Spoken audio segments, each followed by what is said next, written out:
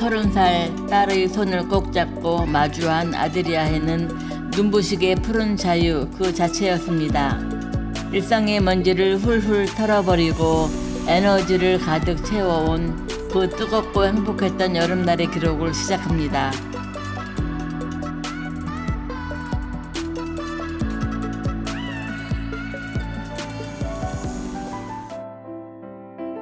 1. 설렘의 시작. 물의 도시 베네치아. 2022년 여름이다. 팬데믹 이후 해외여행의 길이 열리자마자 나는 딸과 함께 짐을 쌌다.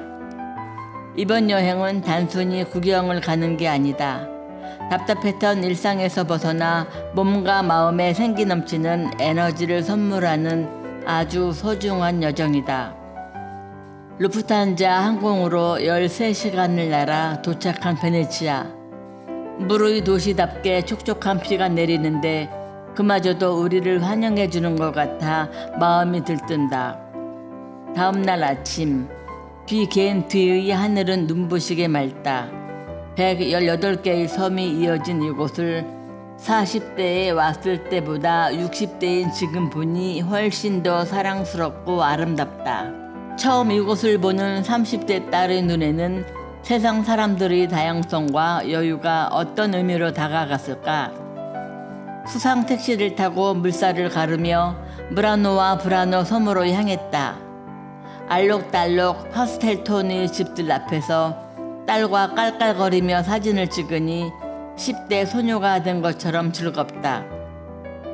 나폴레옹이 귀찮은 산마르코 광장에서 해물 파스타를 먹고 소나기를 피해 마시는 진한 에스프레소 한 잔. 비가 그치고 불어오는 시원한 바람이 더위마저 날려보내니 비조차 고맙다. 이탈리아는 관광 수입도 대단하지만 명품과 페라리 같은 자동차를 만드는 장인 정신도 정말 대단하다는 생각이 든다. 마트에서 과일 한 백을 2유로에 사며 우리가 얼마나 비싸게 과일을 먹고 있었는지 새삼 놀라기도 했다. 2. 사랑을 부르는 슬로베니아의 낭만. 이탈리아에서 버스로 3시간을 달려 입국 검사 없이 슬로베니아 국경을 넘었다. 알프스 무리노가 흐르는 사바강이 보이고 끝없는 초록의 풍경이 펼쳐진다. 문득 사람이 먹을 수 있는 식물의 80%가 유럽에서 재배된다는 총균세의 한 구절이 떠올라 고개를 끄덕이게 된다. 사랑스럽다는 뜻을 가진 수도 르블리아나. 분홍빛 성당과 귀여운 용 조각상을 구경하고 달콤한 전통 케이크 크렘 시네타를 한 입 베어무니 여행의 달콤함이 온몸으로 퍼진다. 이어 줄리안 알프스의 진주라 불리는 브레드 호수로 향했다. 보트를 타고 섬으로 들어가 99개의 계단을 오르고 다시 내려와 옥색 호수에 맨발을 담갔다. 그 순간 작은 딸과 손을 잡고 활짝 웃음이 터졌다. 어릴 적 동네 개울가에서 친구들과 첨벙거리며 놀던 순수한 동심이 오버랩되는 순간이다. 저녁에는 푸니쿨라를 타고 올라가 성 위 미슐랭 레스토랑에서 저녁을 먹었다. 와인잔에 달빛과 낭만을 가득 담아 마시니 세상 부러울 것이 없다.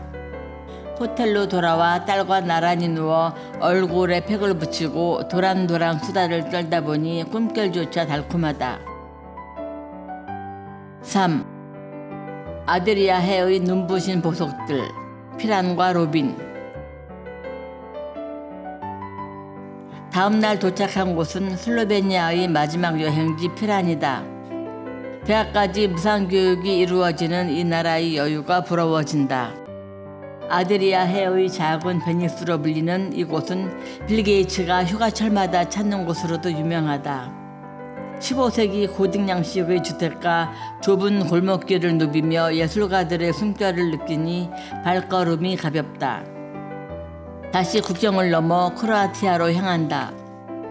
두 나라 사이의 묘한 긴장감 때문인지 여권 검사가 까다로워 정체가 심했지만 이스트라 반도의 보물 로빈에 도착하는 순간 피로는 사라졌다. 백색의 화려한 성당 종탑이 먼저 우리를 반긴다. 이어 3000년 전 로마의 숨결이 담긴 폴라의 원형 경기장을 보며 역사의 웅장함에 감탄했다. 해안도로를 예술처럼 운전하는 현지 기사님께 박수를 보내며 오토카의 조용한 동네에 도착했다. 딸과 산책하며 많은 이야기를 나누다 보니 이곳에서 한 달쯤 살아보면 어떨까 하는 기분 좋은 상상을 하게 된다. 차를 좋아하는 작은 딸을 위해 환전소에서 충분히 쿠나를 환전해 차 몇 가지를 고르는 소소한 기쁨도 누려본다. 자연이 지휘하는 오케스트라, 자다르의 바다 오르간. 크로아티아 제2의 도시 스플리트를 지나 영화감독 히치콕이 사랑한 도시 자다르에 도착했다. 이곳의 상징은 당연 바다 오르간이다. 파도가 파이프 안으로 들어와 내는 자연의 하모니.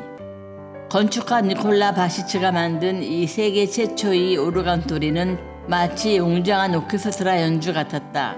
코발트빛 바다로 향하는 돌계단에 앉아 발을 담그고 이 선율을 감상하는 것은 여행자가 누릴 수 있는 최고의 호사였다.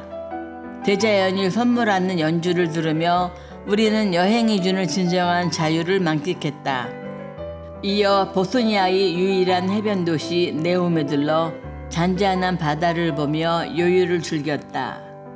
여행에서 중요한 것은 충분한 잠과 이런 짧은 여유라는 것을 다시금 깨닫는다. 호텔에서 저녁을 먹고 딸과 여행의 의미를 나누며 깊어가는 밤을 만끽했다. 5. 천상의 낙원 두보르브니크에서의 해방. 드디어 이번 여행의 하이라이트, 천상의 자유로운 도시 두보르브니크다. 눈부신 하얀 대리석 거리를 지나 웅장한 성과 뷰를 걸으니 가슴이 확 트인다. 1667년 대지진을 딛고 다시 일어선 도시의 강인함이 느껴진다. 계단이 너무 많아 잠시 망설였지만 그 위에서 내려다본 풍경은 보지 않았으면 후회했을 장관이었다. 하지만 진짜 즐거움은 이제부터다. 우리는 미리 준비한 수영복을 입고 아드리아해의 푸른 물속으로 뛰어들었다. 팬데믹 내내 가슴속에 쌓였던 답답함을 모두 쏟아내듯 바다로 나아갔다. 여행 전 열심히 배운 수영 실력을 발휘하니 발밑으로 알록달록한 물고기들이 빠르게 지나간다. 바다에서 나오니 다리에 영광의 상처가 가득하지만 딸아이는 엄마와 함께 수영해서 정말 행복하다고 웃는다. 아드리아해여 기다려라. 우리가 다시 오겠노라. 크게 외쳐본다. 시원한 젤라또를 먹으며 드넓은 바다를 바라보니 지난 수십 년간 직장 생활을 하며 앞만 보고 달려온 시간들이 스쳐 지나간다.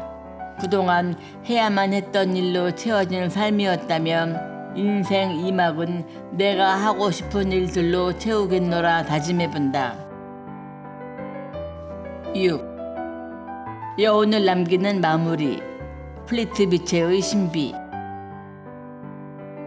마지막 여정은 영화 아바타의 배경이 된 플리트 비체 국립공원이다.